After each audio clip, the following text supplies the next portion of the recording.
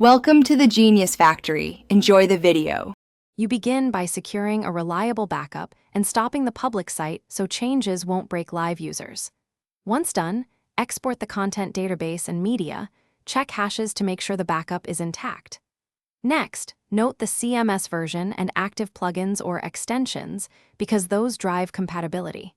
You'll need free disk space and credentials for DB and file storage. This first phase prevents data loss and gives you a controlled environment to start targeted repairs.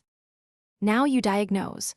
Run built-in diagnostics and inspect server logs to isolate errors because knowing the root cause saves time. If core files are corrupted, restore only those from backup and reapply any security patches.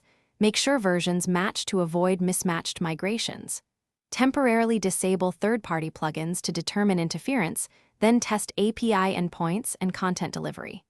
Once stable, re-enable plugins one by one and observe behavior.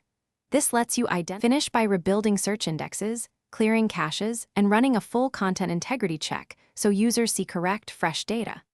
Once those tasks pass, take the site out of maintenance and validate key user flows, publishing, login, and media delivery, because real-world tests reveal hidden problems. Monitor performance and logs for 24-48 hours. If something still fails, roll back the last targeted change or consult detailed logs, and if needed, contact vendor support with error samples for faster resolution.